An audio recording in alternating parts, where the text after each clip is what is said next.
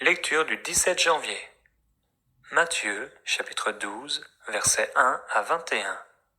En ce temps-là, Jésus traversa les champs de blé un jour de Shabbat. Ses disciples, qui avaient faim, se mirent à arracher des épis et à manger. Les pharisiens, voyant cela, lui dirent « Voici, tes disciples font ce qu'il n'est pas permis de faire pendant le Shabbat. » Mais Jésus leur répondit « N'avez-vous pas lu ce que fit David lorsqu'il eut faim, lui et ceux qui étaient avec lui, comment il entra dans la maison de Dieu et mangea les pains de proposition qu'il ne lui était pas permis de manger, non plus qu'à ceux qui étaient avec lui et qui étaient réservés aux sacrificateurs seuls? Ou n'avez-vous pas lu dans la loi que les jours de Shabbat, les sacrificateurs violent le Shabbat dans le temple sans se rendre coupables? Or, je vous le dis, il y a ici quelque chose de plus grand que le temple. Si vous saviez ce que signifie « je prends plaisir à la miséricorde » et non au sacrifice, vous n'auriez pas condamné des innocents. Car le Fils de l'homme est maître du Shabbat. Étant parti de là, Jésus entra dans la synagogue, et voici, il s'y trouvait un homme qui avait la main sèche, et ils demandèrent à Jésus « Est-il permis de faire une guérison les jours de Shabbat ?» C'était afin de pouvoir l'accuser.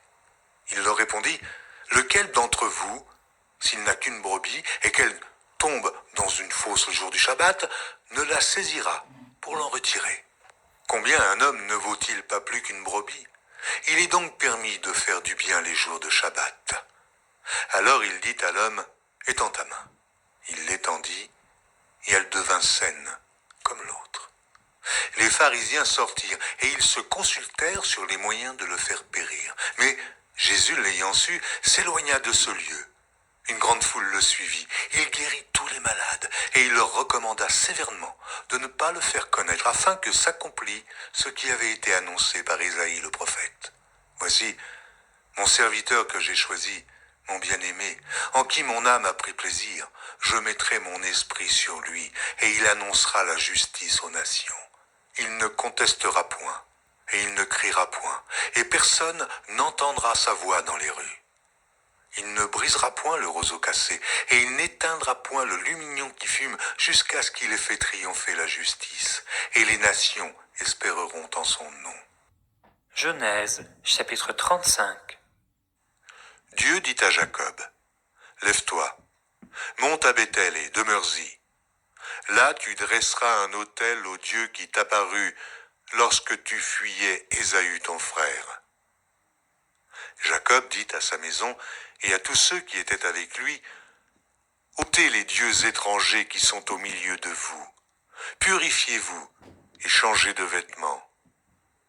Nous nous lèverons et nous monterons à Béthel. Là, je dresserai un autel au Dieu qui m'a exaucé dans le jour de ma détresse, et qui a été avec moi pendant le voyage que j'ai fait. » Ils donnèrent à Jacob tous les dieux étrangers qui étaient entre leurs mains, et les anneaux qui étaient à leurs oreilles. Jacob les enfouit sous le térébinthe qui est près de Sichem. Ensuite, ils partirent. La terreur de Dieu se répandit sur les villes qui les entouraient, et l'on ne poursuivit point les fils de Jacob. Jacob arriva, lui et tous ceux qui étaient avec lui, à Luz, qui est Béthel, dans le pays de Canaan.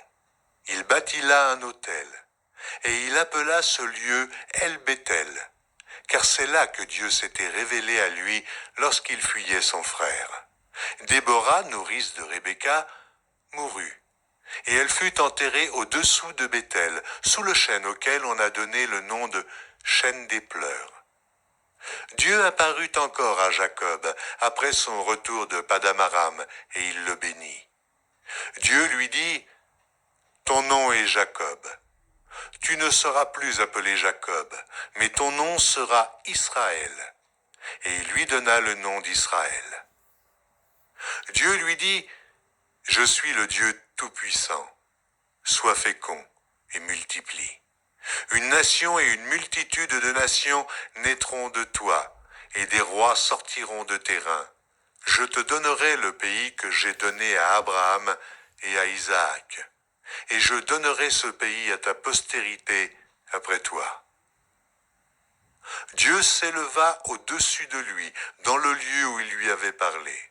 Et Jacob dressa un monument dans le lieu où Dieu lui avait parlé. Un monument de pierre sur lequel il fit une libation et versa de l'huile. Jacob donna le nom de Béthel au lieu où Dieu lui avait parlé. Ils partirent de Béthel, et il y avait encore une certaine distance jusqu'à Ephrata, lorsque Rachel accoucha. Elle eut un accouchement pénible. Et pendant les douleurs de l'enfantement, la sage-femme lui dit « Ne crains point, car tu as encore un fils. » Et comme elle allait rendre l'âme, car elle était mourante, elle lui donna le nom de Benoni. Mais le père l'appela Benjamin. Rachel mourut, et elle fut enterrée sur le chemin d'Ephrata, qui est Bethléem. Jacob éleva un monument sur son sépulcre.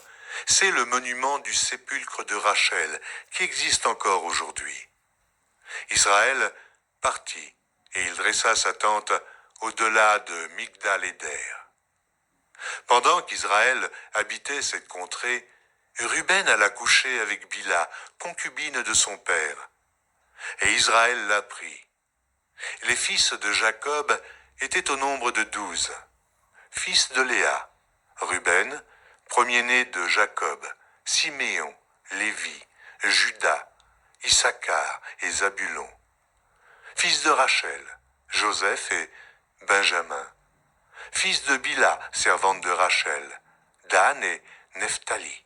Fils de Zilpa, servante de Léa, Gad et Azer. Ce sont là les fils de Jacob, qui lui naquirent à Padam-aram. Jacob arriva auprès d'Isaac, son père, à Mamré, à Kirjat-Arba, qui est Hébron, où avaient séjourné Abraham et Isaac. Les jours d'Isaac furent de 180 ans. Il expira et mourut. Et il fut recueilli auprès de son peuple, âgé et rassasié de jours. Et Ésaü et Jacob, ses fils, l'enterrèrent. Genèse, chapitre 36. Voici la postérité d'Ésaü, qui est Édom. Ésaü prit ses femmes parmi les filles de Canaan. Ada, fille d'Élon le Hétien, Oholibama, fille d'Anna, fille de Tsibéon le Hévien, et Basma, fille d'Ismaël, sœur de Nébajot. Ada enfanta à Ésaü Éliphaz. Basmat enfanta Réuel, et Oholibama enfanta Jéhush, Jaélam et Coré. Ce sont là les fils d'Ésaü qui lui naquirent dans le pays de Canaan.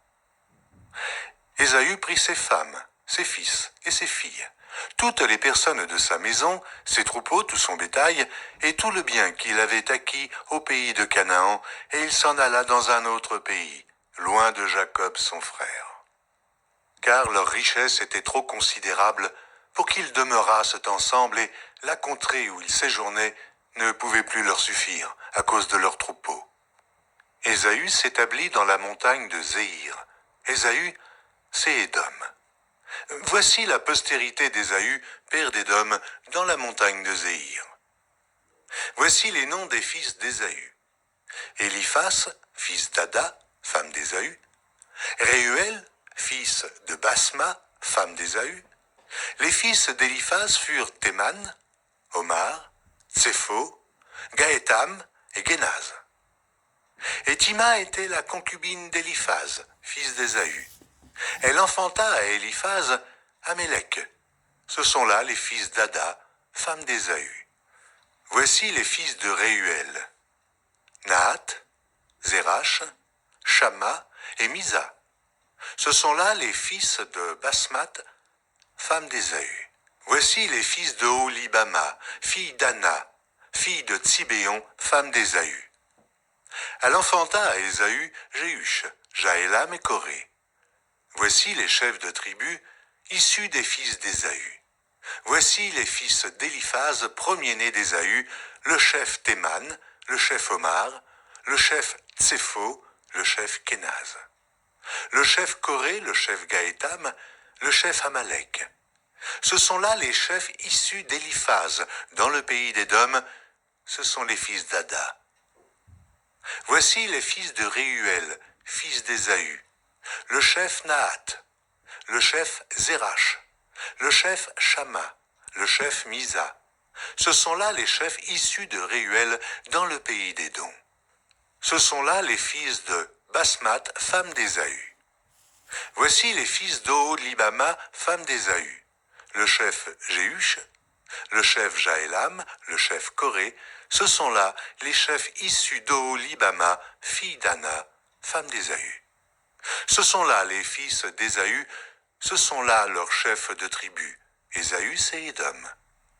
Voici les fils de Zéhir, le Horien, ancien habitant du pays. Lotam, Shobal, Tsibéon, Anna, Dishon, Etzer et Dishan. Ce sont là les chefs des Horiens, fils de Zéhir dans le pays d'Édom. Les fils de Lotam furent Hori et Emam. La sœur de Lotam fut Tima. Voici les fils de Shobal, Alvan, Manahat, Ebal, Shépho et Onam. Voici les fils de Tsibéon, Aja et Anna. C'est cette Anna qui trouva les sources chaudes dans le désert, quand il faisait paître les ânes de Tsibéon son père. Voici les enfants d'Anna, Dishon et Oholibama, fille d'Anna. Voici les fils de Dishon, Edam, Eshdan, Jitran et Karen. Voici les fils d'Etzer, Bilan, Zahavan et Akan. Voici les fils de Dishan, Utz et Haran. Voici les chefs des Horiens, le chef Lotan, le chef Shobal, le chef Tsibéon, le chef Anna, le chef Dishon, le chef Etzer, le chef Dishan. Ce sont là les chefs des Horiens, les chefs qu'ils eurent dans le pays de Zéhir.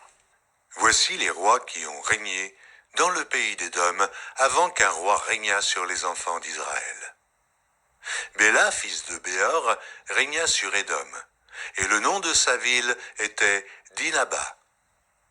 Béla mourut, et Joab, fils de Zérach, de Botsra, régna à sa place.